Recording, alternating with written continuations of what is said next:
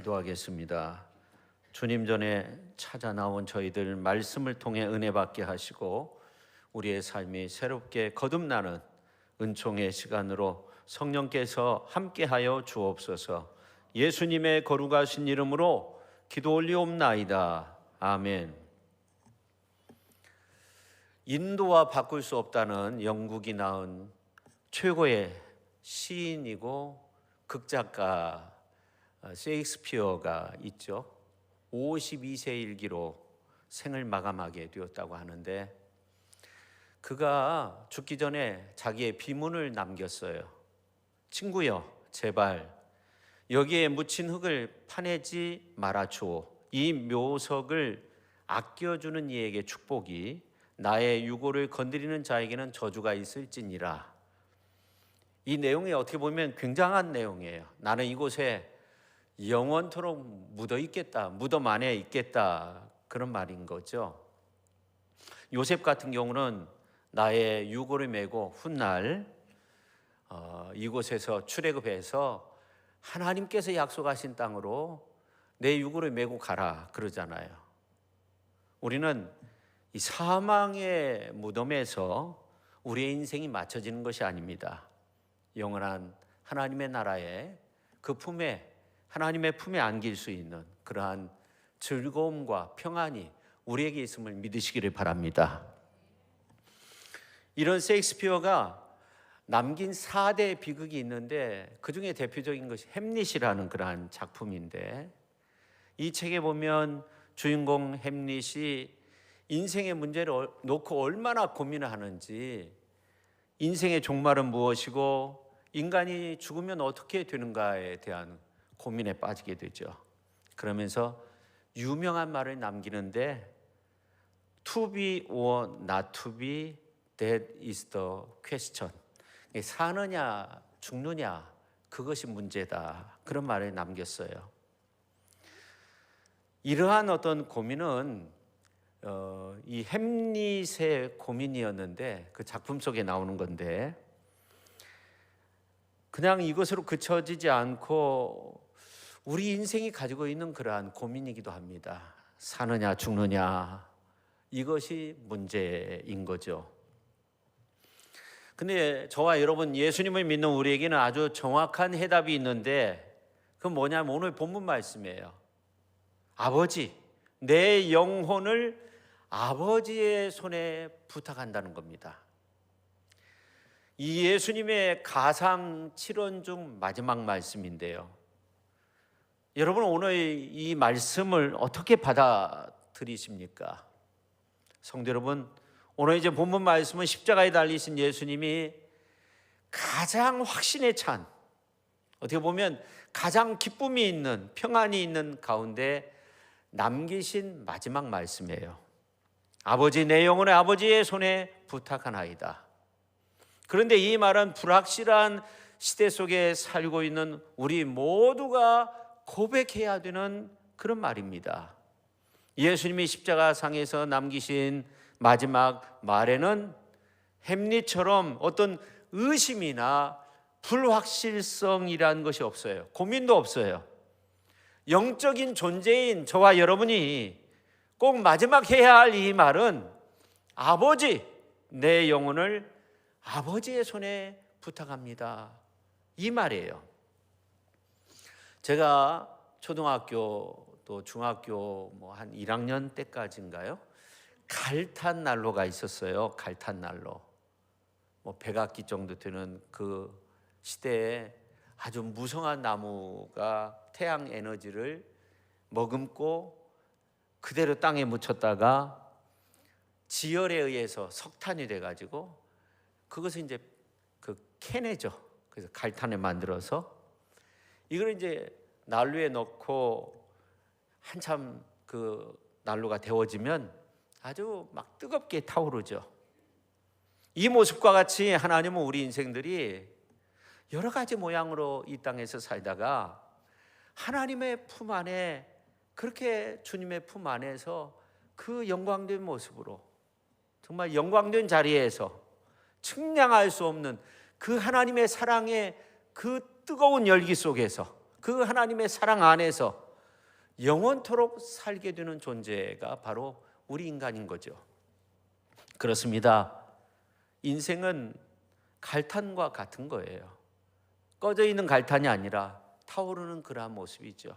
하나님과 함께 있음으로 영원히 사는 능력이 주어지고, 하나님과 함께 있음으로 영원한 영광의 빛을 드러낼 수 있고, 그래서 예수님이 겟세마네 동산에서 최후로 기도하실 때 나는 아버지께서 내게 하라고 맡기신 일을 완성하여 땅에서 아버지께 영광을 돌렸습니다. 이제 아버지, 창세전에 내가 아버지와 함께 누렸던 그 영광으로 나를 아버지 앞에서 영광되게 하여 주십시오.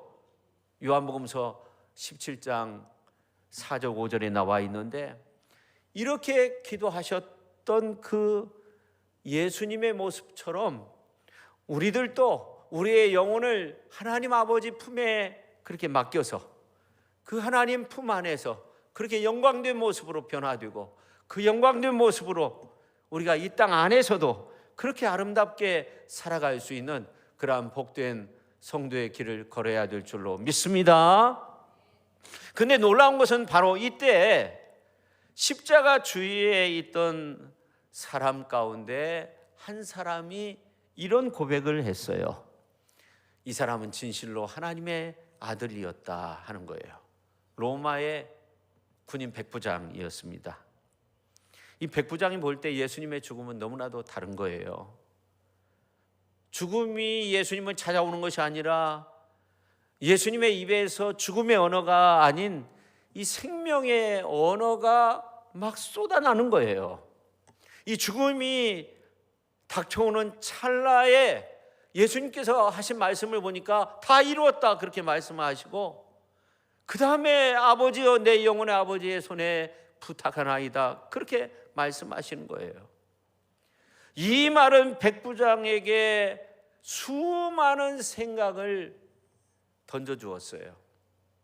백부장이 이제 그 사형 집행관으로서 수많은 사람들이 십자가에 못 박혀 죽어가는 이러한 모습들을 보았는데, 이거는 정말 다른 거죠. 그러면서 이 예수님의 모습을 보면서 우리가 죽은 다음 우리의 삶을 받으실 하나님이 정말 계신 걸까? 여러 가지 생각을 하는데 그때 놀라운 일이 벌어지는 거예요. 땅이 흔들리고 무덤문이 열렸다고 성경은 말씀하고 있어요. 이 백부장은 흑암이 짙은 곳에서 긴장된 모습으로 아직도 십자가에 매달려 죽지 않은 두 강도의 다리를 꺾었어요. 예수님 앞에 가니까 예수님은 이미 죽어 있기 때문에 병사 중 한 군인이 예수님의 옆구리에 그 창으로 가격을 해가지고 그 마지막 심장에 고여 있던 물과 피가 툭 터져 나왔는데, 예수님의 심장을 찌른 창을 따라 툭툭 떨어지는 그 예수님의 그 보혈의 피가 전설에 의하면 일평생 이 백부장이 가지고 있었던 그 질병을 낫게 했다는 거예요. 백부장에게도 이게 튀어져 가지고 백부장이 질병에서 나음을 얻었다는 그런 이야기가 있는데, 뭐 이게 아니더라도 아무튼 이 백부장은 예수님의 그 죽음의 모습을 보면서 정말 이분이 하나님의 아들이었다고 그렇게 고백을 합니다. 근데 놀라운 것은 복음서 기자는 이 백부장의 고백을 빼놓지 않고 기록하고 있다는 거예요. 마태는 백부장의 고백으로 끝마쳐지지 않습니다.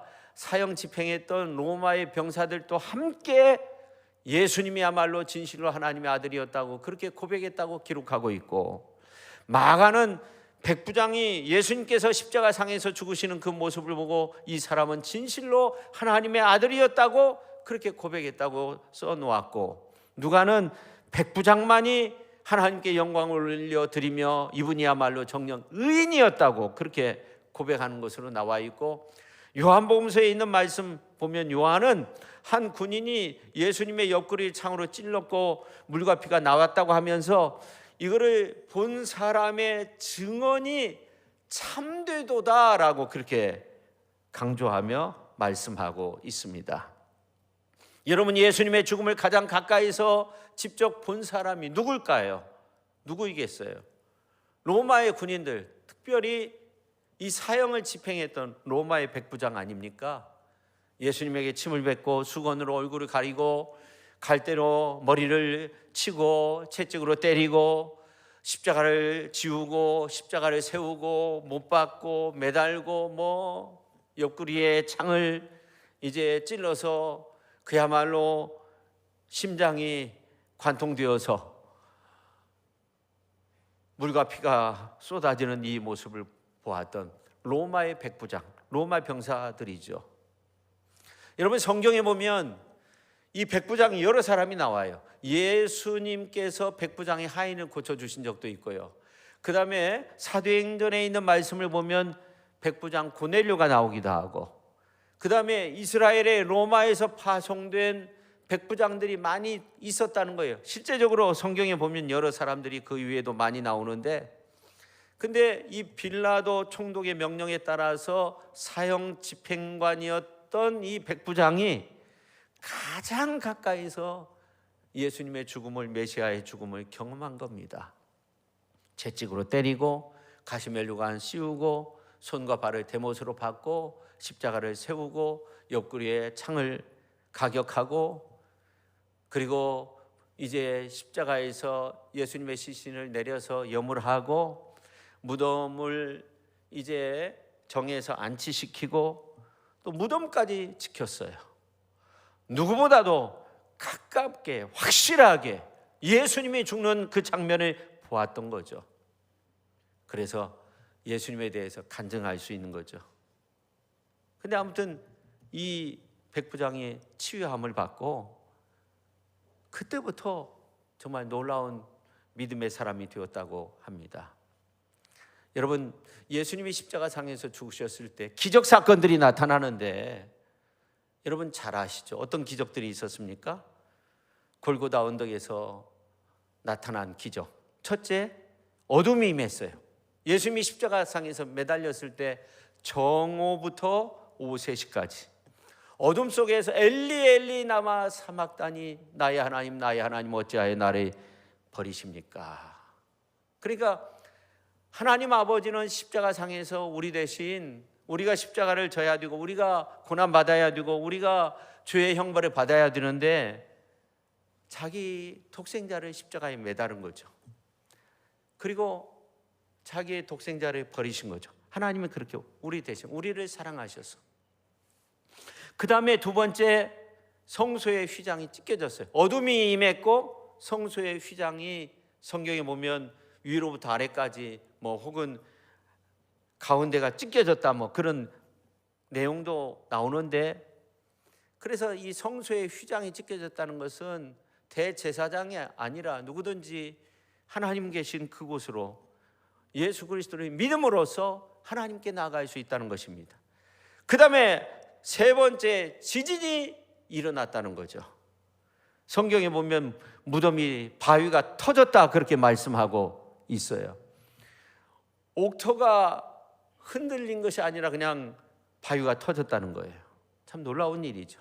그리고 바위가 터졌을 때 무덤이 터진 건데 그 시신들이 예수님이 부활하시고 난 다음 일으켜져서 무덤에서 나와 거룩한 성에 들어가 많은 사람들에게 보여 하나님 앞에 영광 올려드리게 되었다는 그러한 내용이 마태복음서 27장 53절에 분명 나와 있습니다.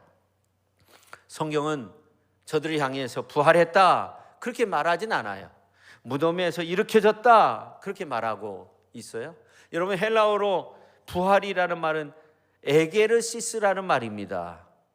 그래서 이 성경에 보면 이 부활이라는 단어가 여러 번 나오는데, 이 부활이라는 단어는 우리가 생각하는 것처럼 죽었다 살았다 그런 의미가 아니라, 나사로도 죽었다 살았잖아요. 회당장 야이로의 딸도 죽었다 살았잖아요.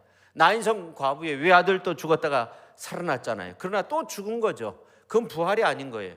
에게르시스의 의미는 뭐냐면 다시금 무덤으로 들어간다는 그런 의미가 아니에요. 부활이라고 하는 것은 영원히 사는 거예요. 할렐루야. 죽었다가 다시 사는 것으로 부활이라고 말하지 않아요. 다시 또 죽게 되면 그것은 부활이 아닌 거예요. 이 부활이라고 하는 것은 죽지 않고 영원히 사는 겁니다. 여러분 다니엘서 12장 2절 3절에 있는 말씀을 보면 이런 말씀이 있어요. 땅의 티끌 가운데서 자는 자 중에서 많은 사람이 깨어나 영생을 받는 자도 있다는 거예요. 그런 말씀이 있고, 또 수치를 당하여서 영원히 부끄러움을 당할 자도 있다는 거예요. 그래, 영원히 죽지 않는 거예요.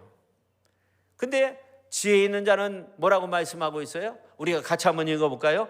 궁창의 빛과 같이 빛날 것이요 많은 사람을 옳은 대로 돌아오게 한 자는 별과 같이 영원토록 빛나리라. 아멘.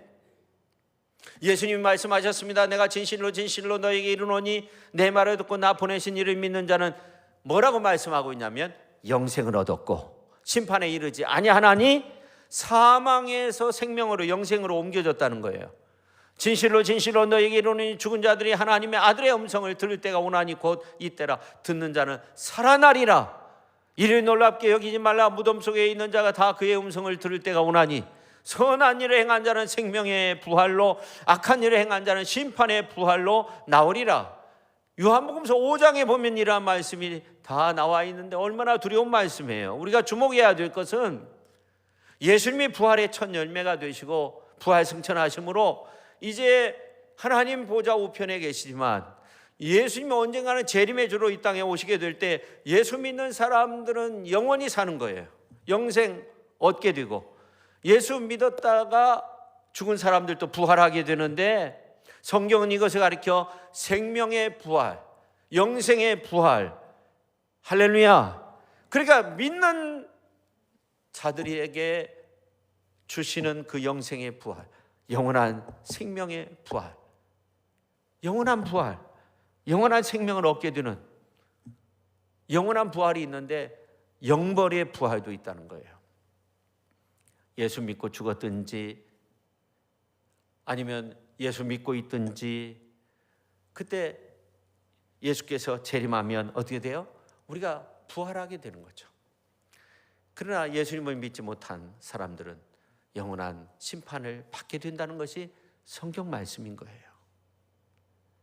오늘 이제 본문 46절에 보면 아버지여 내 영혼을 아버지의 손에 부탁한다. 이 말을 직역하면 아버지여 당신의 손들, 복수로 돼 있어요. 당신의 손들에 내가 나의 영혼을 위탁합니다. 그런 말입니다. 근데 이 말은 시편에도 나오는데 31편에도 나오는데 여러분 우리 예수님께서 십자가 위에서 아버지를 2번 부르며 기도했어요. 여기서 아버지는 파테르라는 말인데 아버지 아빠라는 말이에요. 근데 재밌는 것은 누가복음서에만 나와요. 그러니까 가상치는 7마디 가운데 누가복음서에만 아버지라고 부르면서 기도하는 그런 내용들이 나온다는 겁니다. 근데 사실 우리 예수님께서 맨 처음 이제 아버지 저들을 사하여 주소서 저들이 하는 일을 알지 못합니다. 첫 번째 이제 그 가상치른의 기도의 내용인데 우리가 생각할 때 로마의 병사들을 향해서 그 말을 했다 이렇게 생각하는데 그렇지 않아요. 사실은 성경을 종합적으로 이렇게 살펴보면 정말로 예수님 향해서 조롱하고 아하 하면서 모욕적인 언사를 퍼부었던 그런 사람들을 향해서 사실은 예수님께서 저들의 죄를 용서해 달라고 빌라도의 재판대 앞에서 선동하면서 예수님을 십자가에 못 박았던 그런 사람들까지도 위해서 아버지라고 그렇게 부르면서 기도를 했어요. 그러니까 진정한 인간성이 요구되기 위해서는 하나님께로부터 오는 그 사랑이 필요한 거예요. 진정한 인간성이 요구되는 그 장소에서는 십자가의 사랑이 필요한 거예요. 그래서 아버지 저들을 용서하여 주옵소서, 사하여 주옵소서. 자기들이 하는 것을 알지 못한다고 그렇게 예수님께서 첫 번째 기도했어요. 그 다음에 이제 두 번째 아버지라고 부르면서 기도한 내용이 이제 오늘 그 7번째 내용에 나와 있는데 우리가 이 가상칠언의 내용을 가지고 고난주간에도 그리고 이제 사순절에도 이렇게 좀 그 살펴보려고 하는데요. 여러분 우리가 잘 아는 그 내용 가운데 탕자의 이야기가 있잖아요. 그렇잖아요. 탕자가 아버지 앞에 와가지고 뭐라고 해요?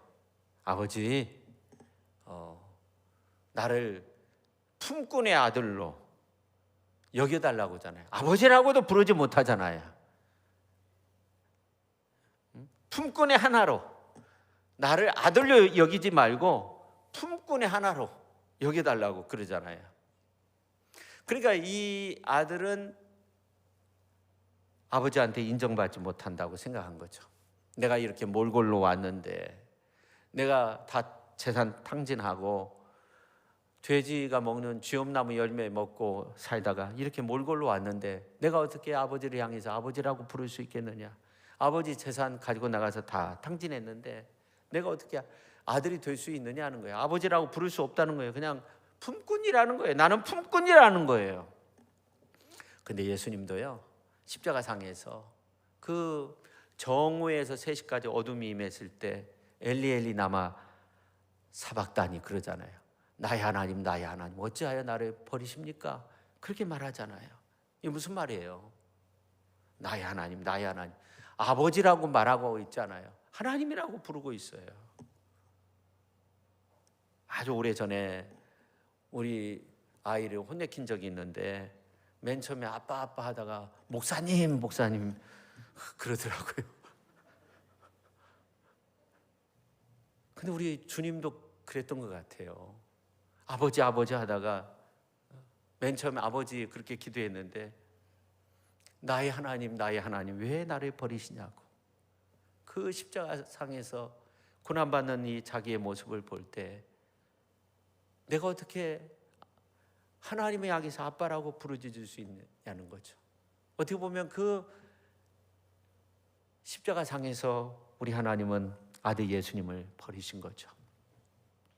근데 다 이루었다 말씀하시고, 그리고 맨 마지막에 이렇게 말씀하시는 거예요. 오늘 말씀의 제목 같이 한번 합시다. 아버지의 손에 부탁하나이다.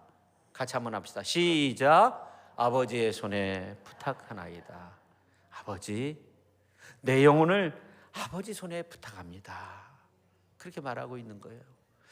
이 부탁한다는 말은 파라티데마이라는 말로 옆에라는 말과 놓는다는 말을 합성어예요. 그러니까 누구의 옆에 놓는다는 말이에요. 그러니까 우리 예수님 하나님과 동등한 분이시지만 낮고 천한 이 땅에 오셔서 십자가를 짊어지시고 모진 십자가의 고통을 다 받으시고 인간으로서 받게 되는 모멸감, 천대 다 받으시고 이제 다 이루었다 그렇게 말씀하시고 그 다음 맨 마지막에 자신의 영혼이 아버지의 손에 있기를 원한다고 그렇게 기도한 겁니다. 자신의 영혼이 아버지 옆에 있기를 구하고 있는 겁니다. 내 영혼을 아버지의 손에 부탁한다는 이 말은 쉽게 생각하면 영혼이 육신보다 더 오래 산다는 거예요. 그런 말이에요. 영혼이 떠나갔다고 그렇게 표현하고 있잖아요.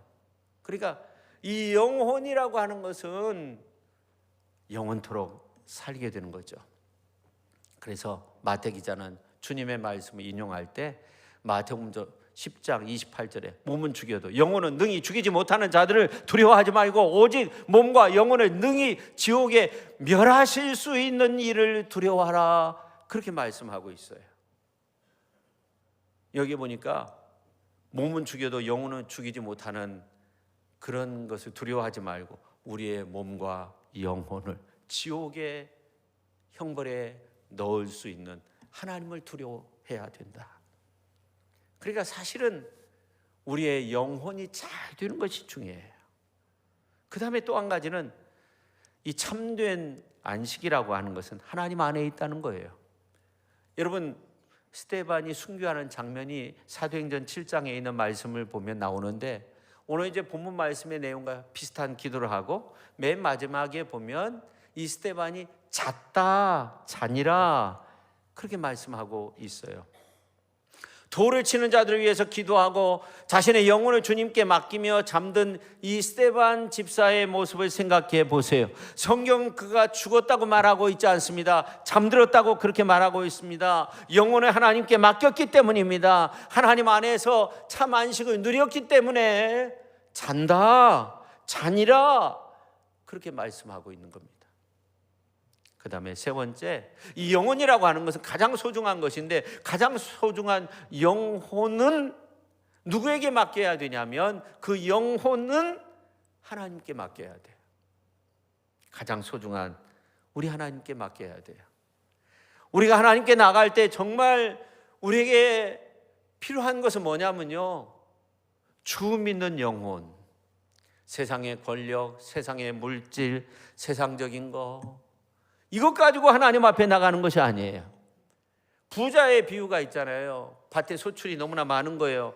곡식 쌓아둘 곳이 없어가지고 이 창고를 다 허물고 그 다음에 이제 창고를 새로 짓게 돼요. 그리고 영혼한테 말하는 거예요. 내 영혼에게 말해요. 성경에 보면 영혼아, 열에 쓸 물건을 많이 쌓아두었으니 평안히 쉬고 먹고 마시고 즐거워하자. 그때 하나님께서 하시는 말씀이 뭐예요? 어리석은 자여 오늘 밤에 내 영혼을 도로 찾으리니 그러면 내 준비한 것이 누구의 것이 되겠느냐? 너의 영혼을 도로 찾겠다는 거예요. 영혼의 주인은 하나님이라는 거죠. 세상의 물질 가지고 영혼을 향해 야 이제 편히 쉬자 그렇게 말할 수 없다는 거예요. 영혼은 그런 거에 의해서 영향받지 않는 겁니다. 주를 믿는 믿음만이, 주님의 말씀만이, 하나님을 향한 구원의 소망만이, 주의 복음만이 영혼을 살리고 영혼의 참 안식을 주는 줄로 믿으시기를 바랍니다. 할렐루야. 우리가 주 앞에 설 날이 가깝게 느껴질 때 해야 할 일이 있어요. 우리가 복음 전해야 되고요, 주의 말씀을 가까이 해야 돼. 목숨 걸고 주의 말씀을 가까이 해야 돼. 그 말씀이 우리의 영혼, 영과 혼, 영혼을 살찌게 하는 거예요. 우리의 영혼을 새롭게 하는 거예요. 물질의 풍요가 안식을 주는 것이 아니에요. 복음만이 우리의 영혼에 안식을 주는 줄로 믿으시기를 바랍니다. 주의 말씀만이 우리의 영혼을 새롭게 하는 거예요. 주 믿는 영혼만이 주님의 손 안에서 진정한 안식을 누리게 되는 줄로 믿으시기를 바랍니다. 해전사에서 큰 족적을 남긴 두 영웅이 있는데 이순신과 넬슨 제독이라고 해요. 이들은 그 초급 장교로 시작해서 군 생활해서 이제 높은 지위까지 얻었는데 모두 다 전사함으로써 생을 마쳤는데 정말 많은 사람들의 관심을 끌고 있고 또 많은 사람들에게 교훈을 주고 있죠. 두 영웅은 멋진 유언을 남겼는데 이순신 장군은 나의 죽음을 알리지 말라. 그러니까 지금 막 싸우고 있는데 내가 죽었다는 그런 전사의 소식이 나오면 안 되기 때문에 나의 죽음을 알리지 말라 그랬다고 하잖아요. 넬슨은 하나님께 감사한다. 나는 내 임무를 다했다. 그런 고백을 했다고 해요. 여러분, 이 탈무드에 나오는 유언인데요. 어느 가게 주인이 식구들을 다 모았다고 합니다. 당신 어디 있어? 그러니까 저 여기 있어요. 딸애는 어디 있어? 그러니까 여기 있어요.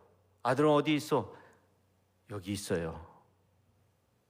그러면 가게는 누가 보고 있어요? 그렇게 하고 돌아가셨다고 합니다. 마지막 유언을 그렇게 남겼다는 거예요. 여러분, 우리가 정말 열심으로 위대한 족적을 남겼다 할지라도 우리가 어떤 말을 남기느냐 하는 것은 굉장히 중요한 것 같아요.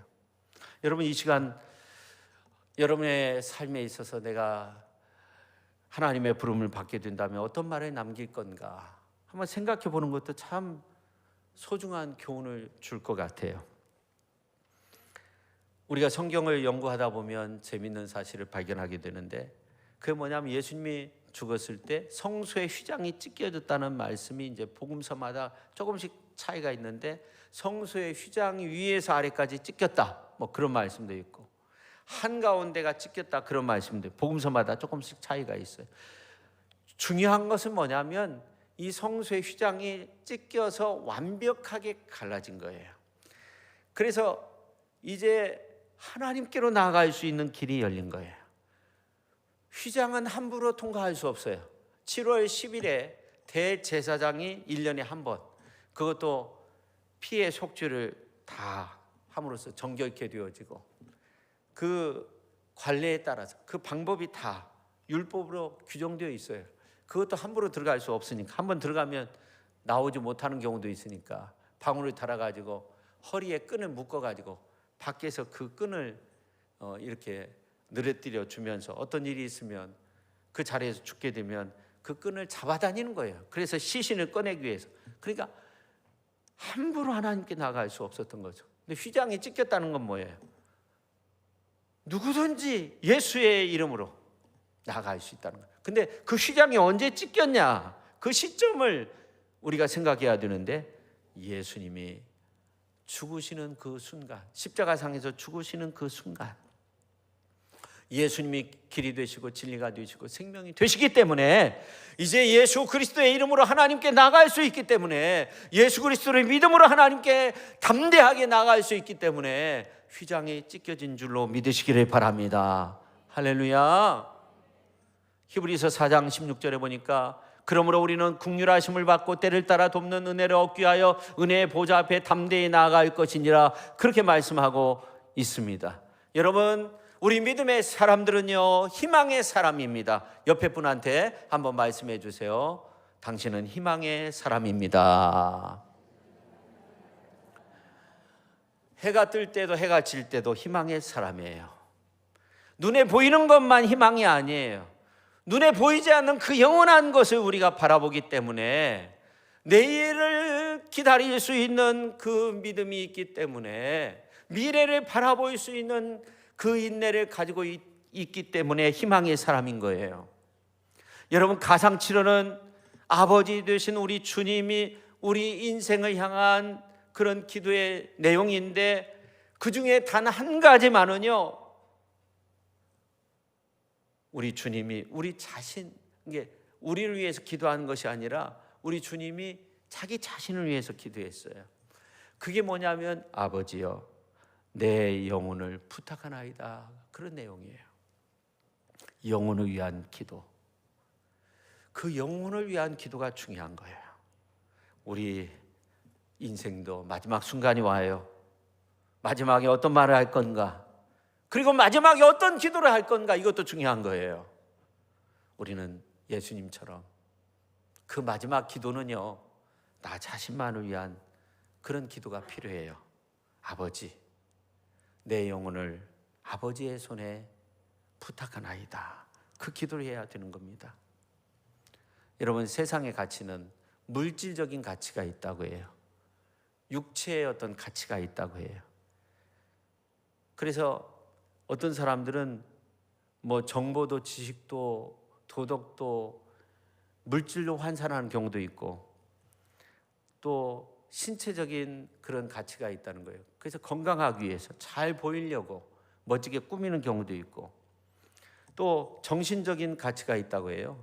심리적으로 얼만큼 만족하며 사느냐, 이것도 굉장히 중요한 내용이라고 합니다.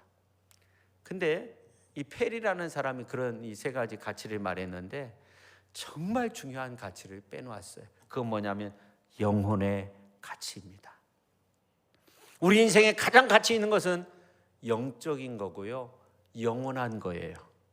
예수님이 왜 가장 극심한 고통 중에 있을 때, 왜 최후의 순간에 아버지여 부르며 내 영혼을 아버지의 손에 부탁합니다 라고 기도하였을까요? 그 영혼이 너무나도 귀중하였기 때문이죠. 그 어떤 것과도 비교할 수 없는 그 영혼의 가치, 그 영혼을 잃어서는 안 되는 거죠. 가장 가치 있는 건 영원한 겁니다. 가장 가치 있는 것은 보이는 것보다 보이지 않는 겁니다. 진정한 가치는 일시적인 것이 아닙니다. 영원한 것입니다. 예수 믿는 사람이 최고의 행복자인 것은 왜 그렇습니까? 사랑하는 자여 내 영혼이 자유됨 같이 내가 범사에 자유되고 강건하기를 내가 간구하노라, 이 말씀처럼 우리의 영혼이 예수님을 믿음으로써 정말 복된 존재가 된 거예요. 육체는 집이라면 영혼은 주인이 되는 겁니다. 육체도 귀합니다. 영혼은 더욱더 귀한 겁니다. 성도 여러분, 아버지여 내 영혼을 아버지의 손에 부탁하나이다. 이 말씀 속에서 우리가 꼭 발견해야 할 것이 있어요. 우리의 영혼의 아버지는 하나님이시다는 거예요. 예수님도 그 영혼을 아버지 하나님께 맡겼어요. 우리의 모든 영혼의 아버지는 하나님이십니다. 우리는 영혼의 가치가 얼마나 큰가를 알아야 돼요. 썩어질 육신보다 영혼을 위해서 살아야 돼요. 영혼이 잘 되기 위해서 힘써야 돼요. 영혼이 잘 될 때 범사도 잘 되고 육체도 강건하게 되는 거예요. 여러분, 이 땅에서 사는 순간순간마다 영혼의 청지기가 되십시오. 영혼의 청지기로서 올바로 믿음 생활하고 정말 하나님의 은혜 가운데, 하나님의 말씀 속에서, 하나님의 은총 가운데 하나님의 능력을 얻고 영혼이 잘 튀어져서, 그리고 마지막 기도할 때 우리 주님처럼 아버지 내 영혼의 아버지의 손에 부탁하나이다, 그렇게 기도하며 들림받는 그러한 축복의 성도님들이 다 될 수 있기를 예수님의 이름으로 축원합니다. 우리 함께 크고 놀라운 평화가 내게 있네, 이 세상에는 없는 평화.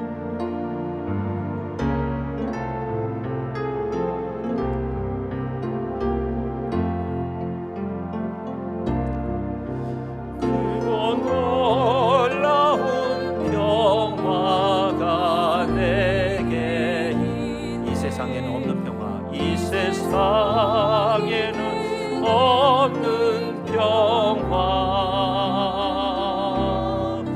나의 영혼과 몸 주께 드립니다.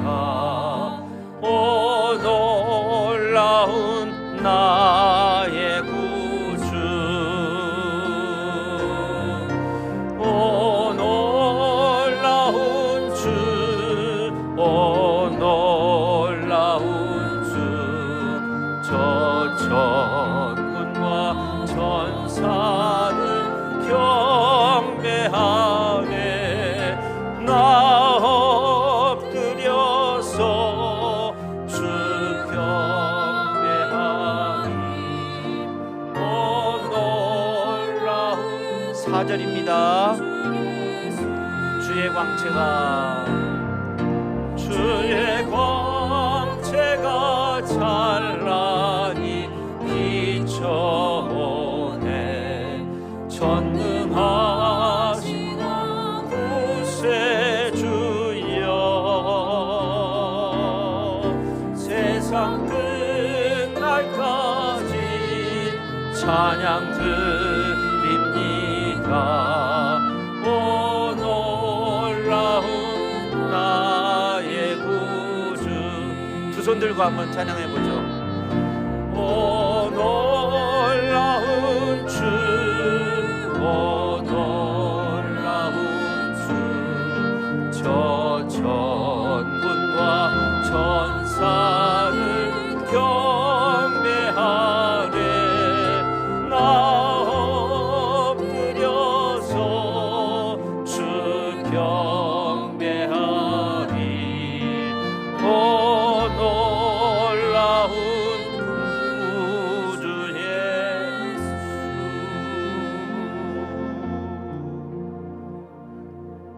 우리가 이 땅 가운데 살 때 우리의 영혼이 잘 되기 위해서 얼마나 많은 노력을 했는지 돌이켜볼 때 너무나도 부족합니다. 특별히 이 사순절에 우리의 영혼이 잘 되어지기 위해서 우리가 힘써야 됩니다. 말씀을 들을 때도 정말 앞자리부터 이렇게 나와서 말씀을 듣고 또 우리가 기도할 때도 열심으로 기도하고 찬양할 때도 힘써서 찬양하고 하나님의 말씀을 외우고 묵상하고 또 십자가의 그 고난을 생각하면서 또 우리가 기도할 때 우리의 영혼이 잘 될 수 있도록 또 우리의 삶 속에 주님을 근심시키는 일을 하지 않고 언제나 표대를 향하여 하나님을 위해서 부르신 부름의 상을 향해 나갈 수 있도록 해달라고 우리가 주여 한번 외치고 뜨겁게 기도합니다. 주여! 하나님 아버지 감사드립니다. 하나님, 저희들의 부족함을, 저희들의 연약함을, 저희들의 죄됨을 아버지 하나님이여 용서하여 주시고 우리가 하나님의 말씀을 통해서 아버지 하나님이여 우리가 진정 변화될 수 있음을 아버지 하나님이여 깨닫게 하여 주시고 아버지 하나님이여 우리가 참 구원의 은혜 속에서 아버지 하나님이여 우리의 영혼이 잘 되기 위해서 성령 충만하기 위해서 영적인 부분이 잘 되어져서 범사도 잘 되어지고 육체도 강건하기 위해서 아버지 하나님이여 힘쓰는 이 사순절이 되게 하여 주옵소서. 오늘 말씀을 통해서 알았습니다. 아버지 하나님이여 내 영혼은 아버지의 손에 부탁해야 된다는 것, 아버지 하나님이여 많은 사람들이 사느냐 죽느냐 이것이 문제라고 그렇게 생각하면서 지내고 있지만 우리는 우리의 영혼은 아버지의 손에 맡겨야 된다는 것, 아버지 하나님의 손에 의탁하고 하나님께 맡기고 모든 것을 하나님께 의지하고 하나님 의지하며 하나님 사랑하며 하나님 말씀으로 무장하고 그렇게 영혼을 위해서 기도하며 잘못된 길로 빠지지 않고 지옥 형벌 당하지 않고 구원의 은혜 속에 살아갈 수 있는 저희들 되게 하여 주옵소서. 하나님 아버지, 우리 예수님께서 맨 마지막에 아버지여 내 영혼을 아버지의 손에 부탁합니다 그런 놀라운 기도를 하셨는데 오늘 이 말씀을 통해서 우리가 교훈을 얻습니다. 우리의 영혼의 아버지는 하나님이 되시는 줄로 믿습니다. 우리의 영혼은 하나님 아버지께 맡겨야 됩니다. 우리의 영혼이 잘 되기 위해서는 하나님 아버지의 말씀을 가까이 하고 또 하나님 아버지의 뜻 가운데 살고 주님이 기뻐하시는 그 일, 주의 복음을 전하며 십자가의 구원의 은혜 속에 사는 믿음의 사람이 된 나의 모습이 필요하다는 것을 알았습니다. 우리 모두 영광 가운데 주님을 맞이할 수 있게 하여 주시고 그날의 영광을 고대하며 믿음의 길을 걷는 훌륭한 하나님의 사람들이 다 되게 하여 주시옵소서. 예수님의 이름으로 기도하옵나이다. 아멘.